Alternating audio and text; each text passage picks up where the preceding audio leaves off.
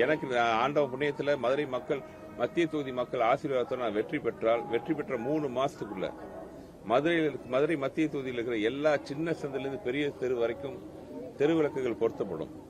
எல்லா இடத்துலையும் CCTV camera பொருத்தப்படும். 24 மணி நேரம் ஒவ்வொரு தெருவும் சந்தும் காவல்துறை கண்காணிப்பில் இருக்கும். அப்படி இருக்கும்போது பெண்களுக்கு எதிரான எந்த வன்கொடுமை, பெண்களுக்கு எதிராக எந்த அநீதியும் நடக்காம பாத்துக்க முடியும். சோ இந்த மாதிரி விஷயத்த கூட அடிப்படை விஷயங்களை கூட பாத்தீங்கன்னா இந்த தொகுதி சட்டமன்ற உறுப்பினர் பண்ணாம இருக்காரு. வாழ்நாள்ல ஒரு ட்ரிப் கூட நான் வாக்குக்கு பணம் கொடுக்கலன்னு போராடம்ல பெருமிதமா பேசுறாரு. அந்த ஸ்டாண்ட் அவருக்கு எடுபடுது, அந்த இமேஜ் இருக்கு. அதை தாண்டி நீங்க எப்படி ஓட்டு வாங்க போறீங்க? பர்சனல் இமேஜ் எல்லாம் இப்பதான் கிழிஞ்சு போச்சு. பண்பாளர் படித்தவர் சொல்லிட்டு என்னை பத்தி பேசின பேச்சு நீங்க எல்லாருமே பாக்குறீங்க. ஏக வசனத்துல பேசுறது அதெல்லாம் எல்லாருமே பார்த்துட்டு இருக்கிறீங்க. சோ அந்த வெறும் இமேஜை வச்சுக்கிட்டு மக்கள் இமேஜை பாக்குறது இல்ல. மக்களுக்கு நீங்க என்ன நல்லது பண்றீங்கன்னு தான் பாக்குறாங்க. கடந்த 2 எலெக்ஷன்ல ஜெயிச்சதுக்கு அப்புறம் தொகுதி இருக்கிற நிலைமையை பாத்தீங்கன்னா எப்படி இருந்த தொகுதி இப்ப என்ன பேர் வாங்கியிருக்கு? இந்தியாவின் தலை சேர்ந்த குப்பை நகரம் பேர் வாங்கியிருக்கு. மக்கள் இதெல்லாம் பார்த்துட்டு இருக்காங்க. வெறும் இமேஜை பார்த்தா ஒரு குடும்ப பின்னணியை பார்த்தா ஓட்டு போடுற காலம் எல்லாம் போச்சு. 2 டேர்ம் அப்படிதான் பண்ணாங்க. அப்படி படித்தவர்னு அறிவாளின்னு நம்ம சொல்றோம். ஓகே, கடந்த 5 வருஷத்துல 5.5 லட்சம் கோடி ரூபாய் தமிழ்நாடு அரசு கடன் வாங்கியிருக்கு. இவரு 2 வருஷம் நிதி அமைச்சரா இருந்திருக்காரு. அப்படி அவ்வளவு எபிஷியண்டா இருந்தவர் 2 வருஷம் நிதி அமைச்சரா இருந்தவர் ஏன் அந்த பதவி விட்டு முதலமைச்சர் தூக்குனார்? அதுக்கான காரணத்தை சொன்னாங்களா? அப்ப அவரோட இன்எபிஷியன்சியா? கட்சி பதவியில ஐடி விங் செக்ரட்டரியா இருந்தாரு. அந்த போஸ்டையும் அவர்களையும் பறிச்சு அவரோட சீனியர்ட்ட கொடுக்கல, அவரோட ஜூனியர்ட்ட தான் கொடுத்திருக்காங்க. அப்போ அரசாங்க பதவியிலையும் அவரோட எபிஷியன்சி முதலமைச்சருக்கு திருப்தி தரலையா? கட்சி பதவியிலையும் அவரோட எபிஷியன்சி முதலமைச்சருக்கு திருப்தி தரலையா? இவ்வளவு படித்தவர் அறிவாளின்னு தன்னைத்தானே சொல்லிக்கிற அவருடைய பதவி ஏன் கீழிருக்கப்பட்டது?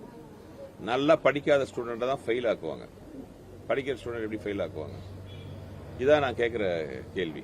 வேட்பாளர்களை ஆதரிச்சு கட்சியுடைய தலைவர்களோ இல்ல முக்கிய பிரமுகர்களோ வரக்கூடிய நேரத்தில் பாத்தீங்கன்னா இப்ப தொடர்ந்து நேற்று பிரகாஷ்ராஜ் வாக்கு சேகரிப்பில் ஈடுபட்டிருக்கிறார் மத்திய தொகுதி வேட்பாளர். இதுதான் ஒரு அருமையான முரண். என்ன சினிமாக்காரன் சினிமா சங்கி அப்படின்லாம் சொல்றவருக்கு இப்ப பிரச்சாரம் பண்றதுக்கு பாவம் ஒரு சினிமாக்காரர் தான் தேவைப்படுறாரு. அது என்ன வெளியூர்காரன்னு சொல்றாரு. வெளி மாநிலத்திலிருந்து கொண்டாந்து இறக்கியிருக்காரு என் அன்பை நண்பர் திரு பிரகாஷ்ராஜ் அவர்களை. என்ன காரணம்?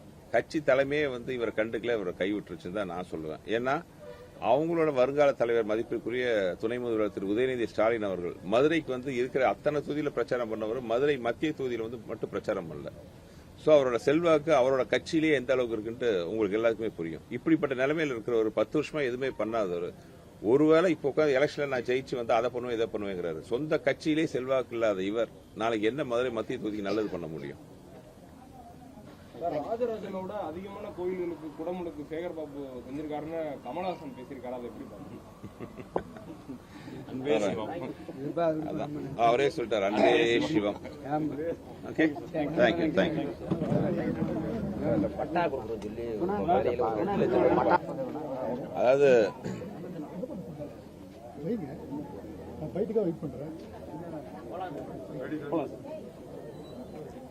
அதாவது மதுரை மத்திய தொகுதியிலே பாத்தீங்கன்னா எத்தனையோ ஏழை எளியவர்களுக்கு இலவச பட்டா கொடுக்குறேன்னு போன தடவை வாக்கு கொடுத்தாரு. அதுக்கு முதல் வாக்கு கொடுத்தாரு. இது வரைக்கும் அதுக்கான காரியம் நிறைவேற்றல.